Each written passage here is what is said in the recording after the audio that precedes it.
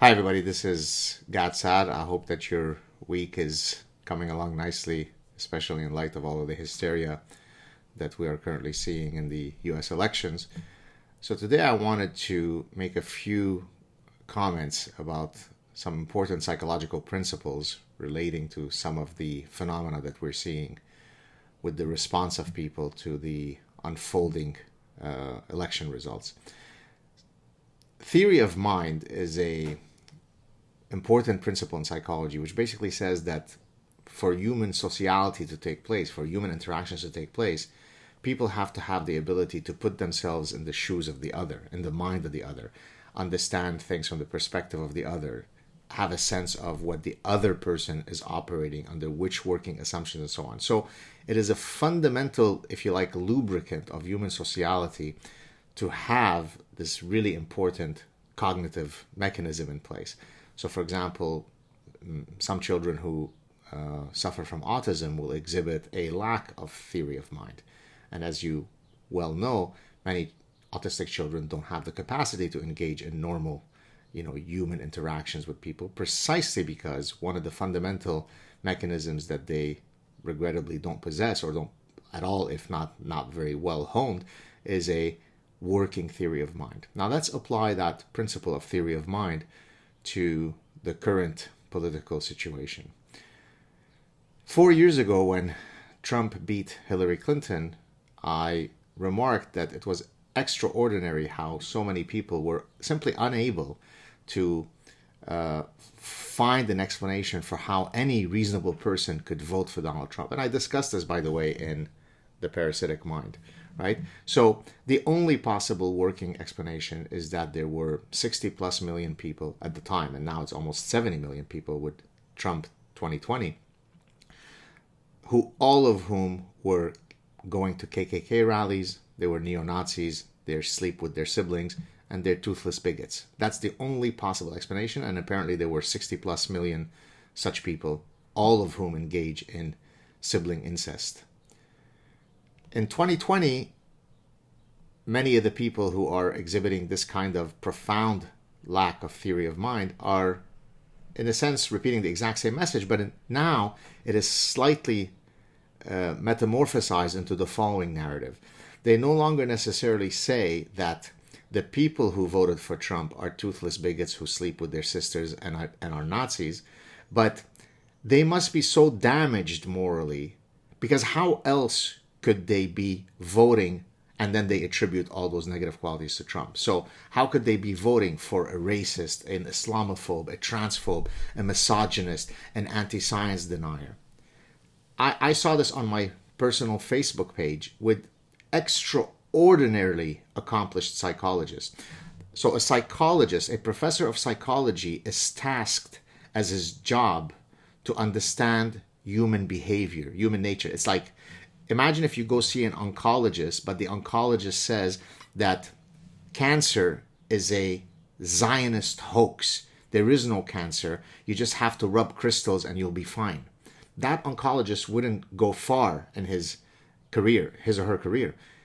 Now imagine if a psychologist cannot find it within him or her, it's on my Facebook page, to be able to offer a reasonable psychological mechanism by which people can vote for Trump. Now, I've already explained that there are many decision rules that one can deploy that would lead to people preferring Trump. And the classic one that I've given, but there are many others, and I might write an article to lay out all those decision rules. The classic one that I've used in the past is many people use the lexicographic rule when making decisions. Lexicographic rule means I look at my most important attribute and I choose the alternative that scores highest on my most important attribute. So for example, if my most important attribute is someone who is not a politician, an outsider, well, Trump scores higher than Biden on that metric, therefore I choose Trump. Let's suppose I care about open borders or not. Trump scores higher on that, I choose Trump. In other words, I didn't look at all of the attributes in choosing Trump. I only looked at my most important attribute and therefore I chose Trump. There are many, many other decision rules.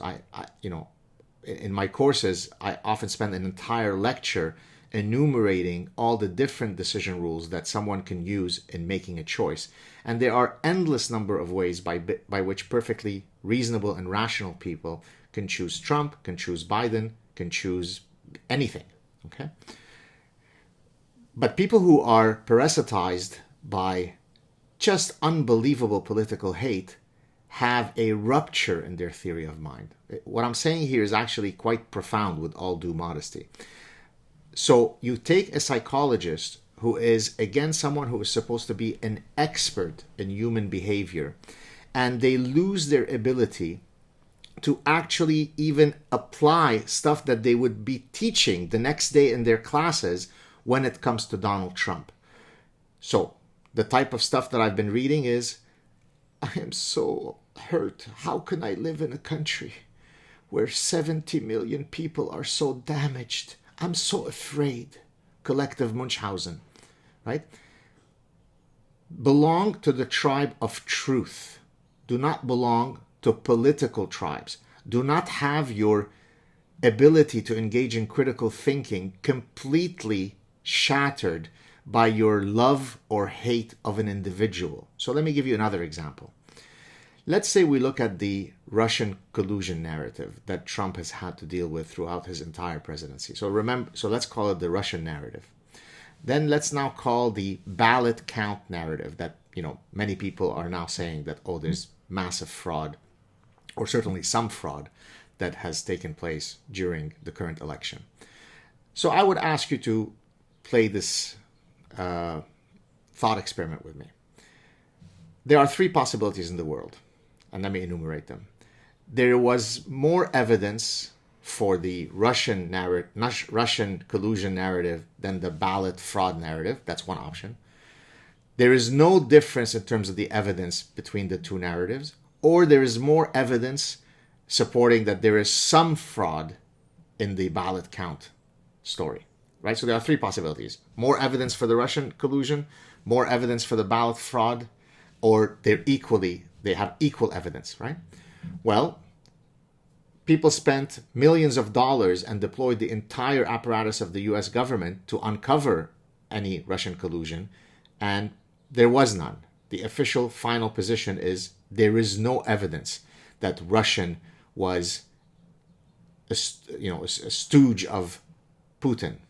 Yes, we can agree on that. So even if we were to find a single ballot that was fraudulent, that would suggest that there is more evidence suggesting that, in support of the ballot counting narrative, fraud, versus the Russian collusion. But now, every Democrat, every intelligentsia imbecile that I've listened to for the past 4 years saying that literally Donald Trump is operating under the instructions of Putin, and we were willing to impeach Donald Trump because of this thing and that thing, all of it a mirage, now are saying, why are you peddling conspiracy theories about the ballot count?